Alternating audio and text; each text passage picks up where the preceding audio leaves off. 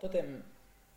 Totem, on va vous présenter Totem, un jeu pour 2 à 4 joueurs à partir de 5 ans, dans lequel les joueurs vont devoir construire leur totem.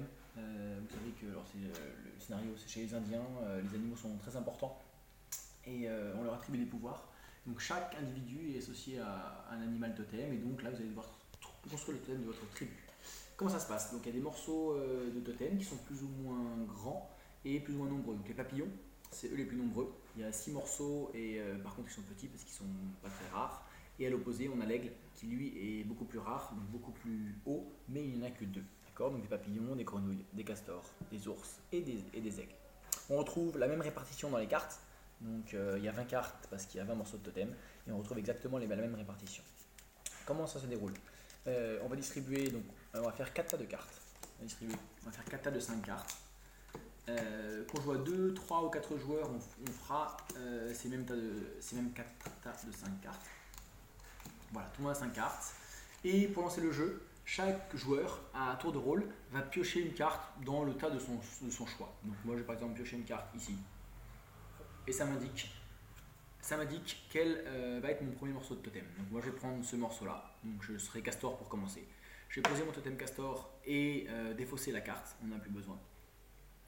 Et chacun va faire ainsi pour commencer avec, par exemple, lui il aura pris une grenouille.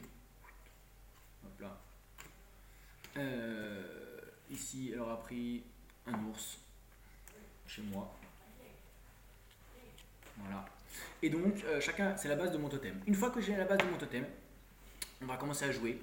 Et comme j'ai mon totem castor, j'ai le droit de mettre sur ce morceau de totem uniquement des grenouilles et des ours. Donc les deux symboles qui sont dessinés au-dessus du totem. Donc je vais devoir essayer de prendre des informations auprès des autres joueurs pour savoir si eux ont des animaux qui m'intéressent. Parce qu'effectivement, je dois trouver ces animaux, mais pas dans mon jeu, dans les jeux des autres.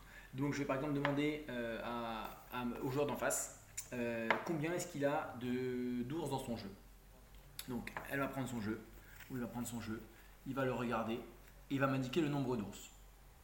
J'ai un ours. Un ours, sachant que des ours, il en reste 2, d'accord, dans le jeu, il y a autant de cartes que de morceaux de totem. Donc je vais prendre le risque, je me dis que c'est peut-être jouable, je peux récupérer un des 2 ours, hop, et je vais prendre cette carte-là. Si c'est un ours, je récupérerai le morceau de totem et je construirai mon totem. Si ce n'est pas un ours, je garde la carte dans ma main et c'est au joueur suivant de jouer. D'accord. Donc ainsi de suite, on va poser des questions, obtenir des informations sur la répartition des cartes dans les différents jeux, dans les différents territoires, et essayer de prendre des morceaux de totem pour construire son totem. Donc un tour de rôle, voilà, les joueurs vont réussir à construire leur totem.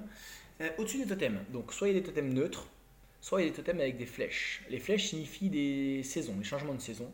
Et en cas de changement de saison, les jeux vont tourner, les animaux se déplacent et les jeux vont suivre le sens des aiguilles d'une montre. Voilà, donc on va récupérer le jeu de son voisin, sachant exactement maintenant les cartes que j'ai passées à mon voisin de gauche qui a récupéré mon ancien jeu. Donc il y a un petit côté mémorisation, on doit essayer de se souvenir où étaient les cartes qui nous intéressaient et après piocher pour construire son totem. Fin du jeu, quand un des joueurs ne peut plus construire son totem, c'est-à-dire que, par exemple, s'il me faut un ours et une grenouille, ces deux piles sont épuisées parce qu'on a réussi à les mettre sur les autres totems. Il n'y a plus d'ours, plus de grenouilles, je ne peux plus jouer, on s'arrête et on compare la hauteur des totems. Celui qui a le plus grand totem a gagné la partie. Voilà, bon jeu.